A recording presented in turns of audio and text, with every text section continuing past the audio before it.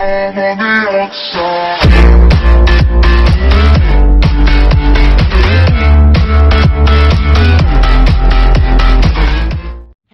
xin chào tất cả các bạn. Chào mừng các bạn đã quay trở lại với Tem Vlog. Ok các bạn ạ.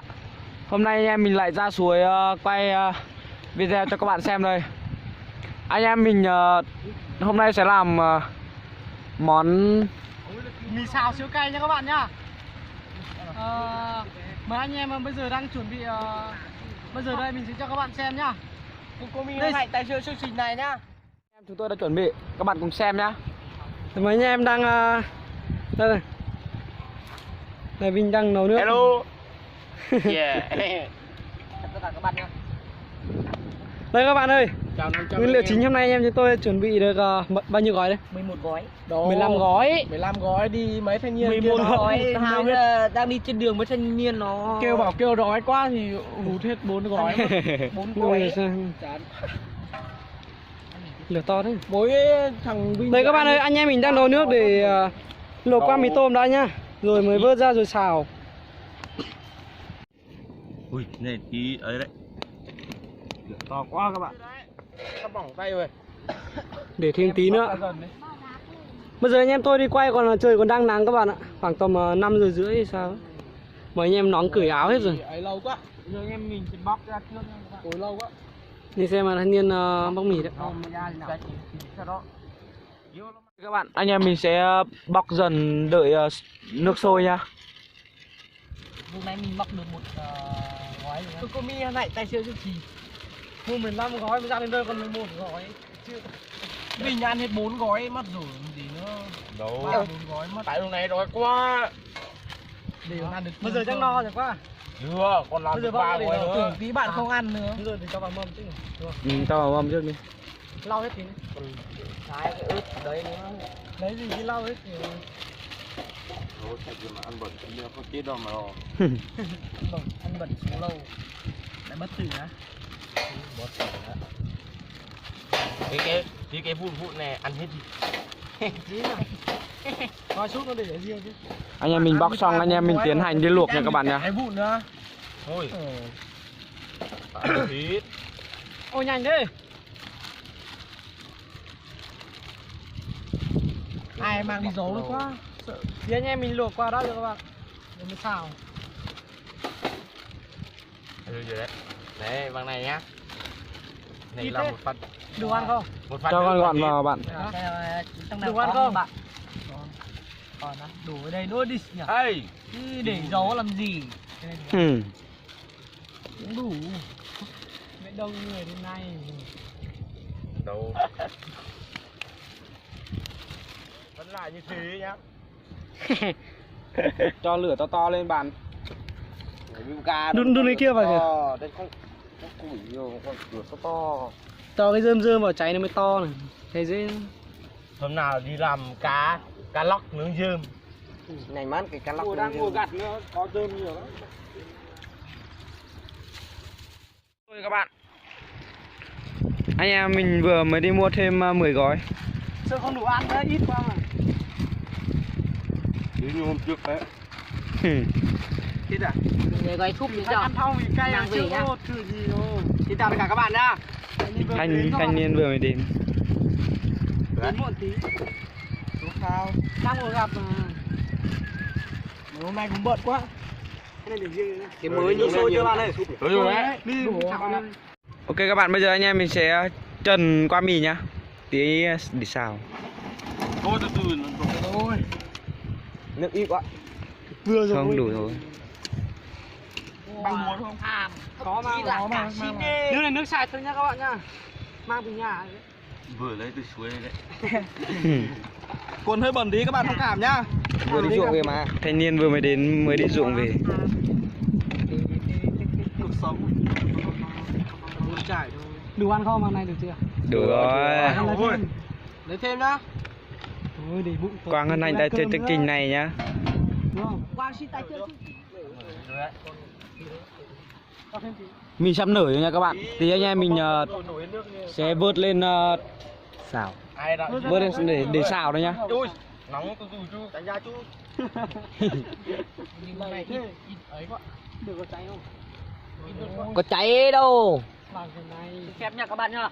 Nó bụi. Ôi, nó bay bụi vào đây. Đau.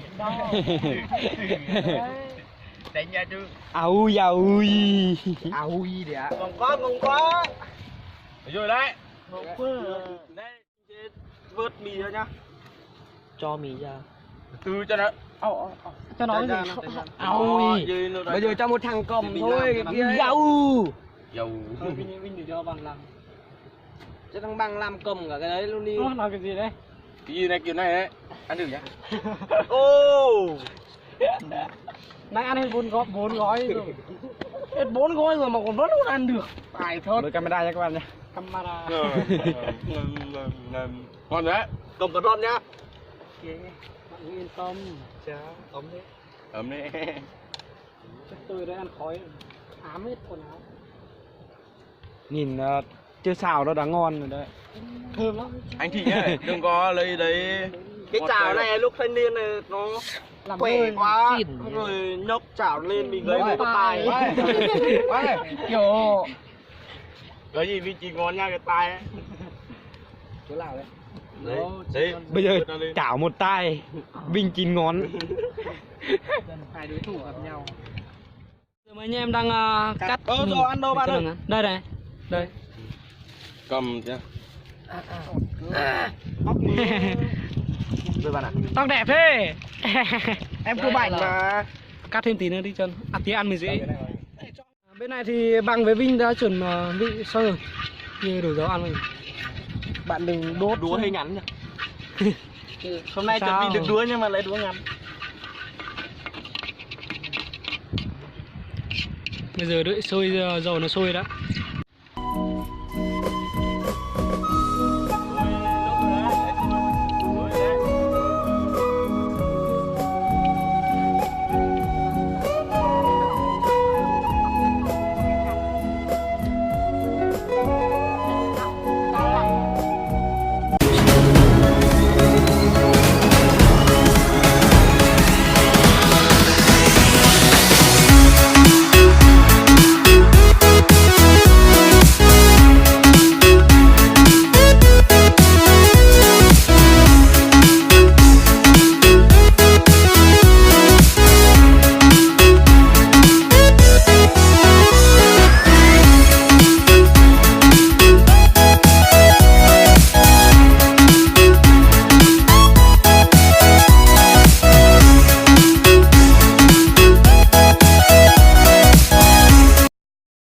Chúng mình đã cho mì vào xào rồi. Cho hạt tiêu vào nữa nhá. Cháy mẹ tiền. Cái này để Hôm nay em mình có chuẩn bị được biết quá cháy. hạt tiêu nữa. Cho vào cho nó thơm. Vừa thôi. Rồi. đi nó bên này nữa. Đấy. Rồi. Tương ớt nữa mà. Nhiều nó phi. Bạn đảo bên dưới Lửa nó. không cháy à? Cháy mà. Thì rồi. Đi nó to quá. Bây giờ bọn mình cho hành vào nha các bạn. Cho ướt. Cho hành và ớt nữa. Hành và ớt. Hết rồi á. Hành này, ớt này với là củ hành cho nữa. đâu? Hành đã cho đâu? Có mà nhưng mà bây giờ cắt thêm. Cắt vào đi. Ăn phải Mì này xào nó lúc này nó chuẩn qua rồi. Như chỉ cần xào một tí. Xào cho nó khô. Em. Chủ yếu là cho nó khô. Cắt ra bên này cắt dài đấy, từ từ thế. Hành hơi ít nhỉ, đúng không? Ôi ăn chủ yếu mì thôi chứ ai ăn hành. Cắt dài. Bạn ăn hết 4 gói rồi. Không thích ăn thêm nữa. Rồi. Cho bột mì một cái đấy vào chưa? Cho bột súp vào chưa? Ấy. Hắt xì vào đây này. Bột ngọt vào đi. Bạn đây. Hắt xì vào đây. Cho bột ngọt vào chưa? Chứ cho bột ngọt rồi đấy. cho vào luôn đi. Tí cái này tí nó nộm sao? Nộm ấy? Nộm. Đảo thôi em còn nộm. Thôi rồi. Phải 19 hộ nghèo đâu cứ cho bậy vào. Bột ngọt cho bạn này. Ngọt như lời mẹ Du á. Nhảy ghét. Rồi chín rồi đấy. Bạn ơi, Giờ mang cho đi. Chín rồi các bạn ạ. Bây giờ sẽ mang ra để thưởng thức thôi. Cái nốt tay bên này là hỏng đấy. Các bạn nha. Lọ cho lên với ít không nhỉ? Vừa rồi. Đi dịch vào đây. Cái này cắt hơi ngắn hay sao nhỉ? Được rồi, này còn dài quá rồi. Như thế này mới đủ ăn chứ nhở. Nhưng lúc nãy có 11 gói. Thật. Ông nào nghiện thì nghiện cái dài thế này nghiện có cái ăn. Quấy ăn nữa. Tự nhiên nói chuyện vui đấy. Đó, lối kỹ thuật. Cái cháy này tí để cho kia đi tí. Bưng lên chu. Cái cháy, bạn ăn đến 4 gói Như mà này không các ăn bạn. nữa. Toàn bị mắng thôi. Quá đáng. Đồ to không. Đầu to. Bụng thì to, cái gì cũng to. Trước khi ra đây đã ăn hết 4 gói mì Đồ rồi. to như quả mì. Tất nhiên này, Tất nhiên này. cũng bị mắng Mắt toàn là to sai như kỹ mắt thuật. trâu, đầu to như... Hết rồi thôi chứ bạn ơi. Đủ rồi, cái này cái cháy của nó mà. Thôi mang về. Rồi bây giờ sẽ mời bạn đổ tương ớt vào trộn đi. Món này vừa nhỉ. Ô, tự nhiên bị giật máy à? Đấy. Lại lùi kỹ Ơ. thuật à? Bật mắt nhỉ? Nhìn chất đấy. Thơm quá các bạn ạ. Ăn nhìn giống mì nhỉ? Nhớ không nhầm anh nhìn Nếu anh không em mình nhầm. có bột ớt nữa thì Mì siêu cay cấp độ 12. bột ớt này nó không mặn đâu. Chiếu tương ớt thôi nhỉ? Giờ đấy, trộn hè thế nào đấy? Ai lại bắn súng? Trời này trời mưa như nào. Mấy thanh niên sẽ trộn mì và thưởng thức luôn nha các bạn. Trời sắp tối rồi các bạn. Tầm này bây giờ mát nhỉ. Vừa gió. Đi làm video nào cũng về hơi tối muộn một tí. Nhưng không sao, trời mùa này nó 7 Tối- giờ mới tối nhỉ. các bạn Tối thích muộn xem là được rồi. Còn gian nan Cũng thế đi nào ai thì ấy. cũng phải chịu thôi. Bên kia đảo. Trộn lên. Hơi ít tương ớt thì phải nhỉ? Đây vừa rồi. Hai anh em mình cho muối vào. Chịu mặn. Chứ không cay thôi. Thì ai làm về phải cái miếng ớt to to đi là nhịn luôn đấy nhỉ?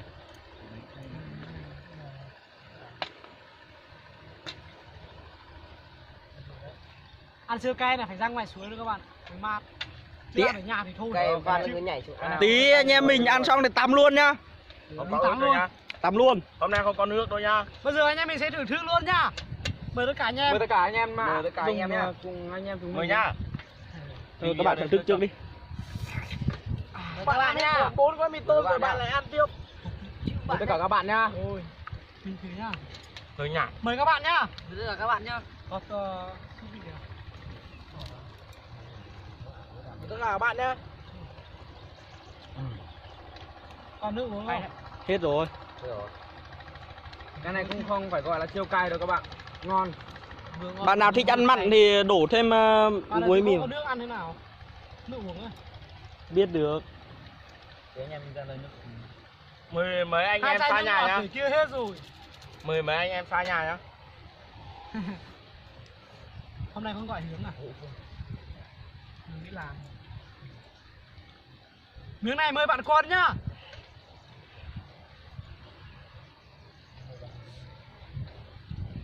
Ngon lắm bạn ạ. Ăn xong các bạn nêu cảm nghĩ đi. Phì. Cảm xúc bây giờ vừa Cay. vui như là Nhìn màu như thế này nhưng mà cay. Bạn mà ăn hẳn miếng hơi ớt khô. có nước uống không nhỉ? Hết rồi. Rồi. Hết nhanh chứ. Mấy bạn mang cho đúng một Những chai. ngày mời bạn Hướng nhá. Đi làm xa.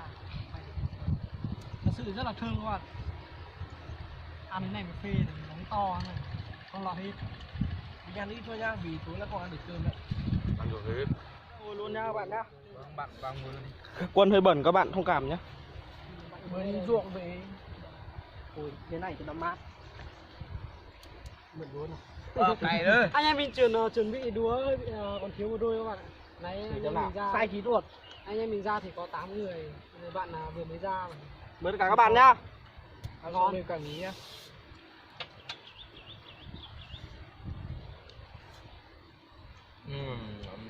Nhìn màu thế này cay quá. Gắp miếng hơi to. Ngon lắm các bạn ạ. Nhìn từng sợi mà. Phải chốt anh em ơi.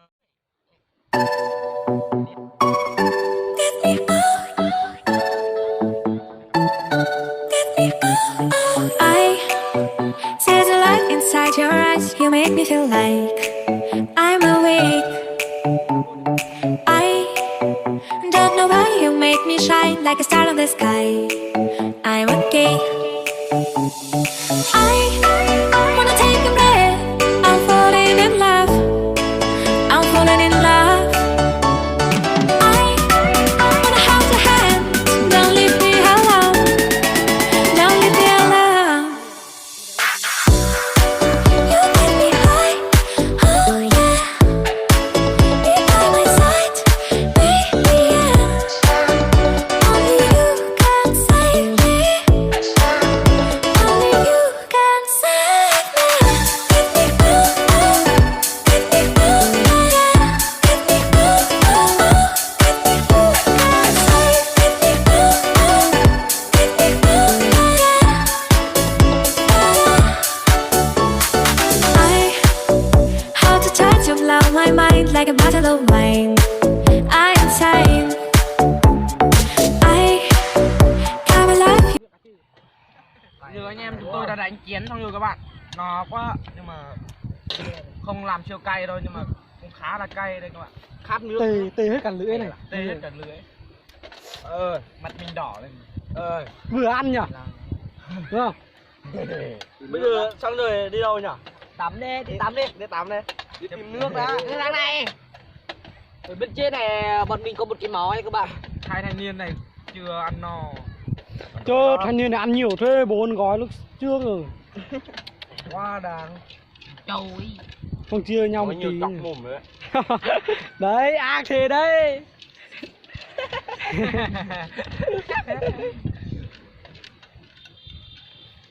Với lại người có thêm một răng kia. Thôi anh em chúng mình đánh chén xong rồi bây giờ đi tắm rồi nha các bạn nhá. Mời các bạn đi tắm rồi anh em mình nhá. Let's go. Ô tay. Tôi chuẩn bị đi tắm nhá. Khá bảnh đi tắm. Khá bảnh đi tắm.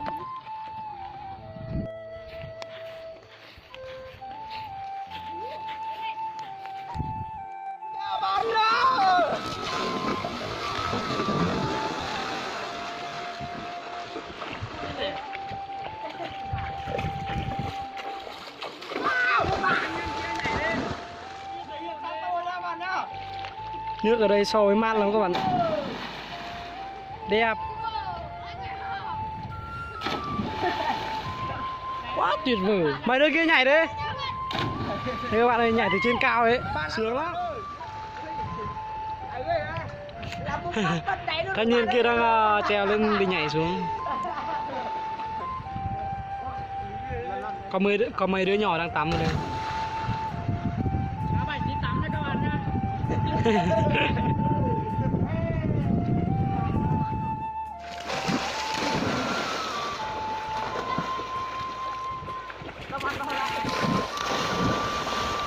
Đã quá.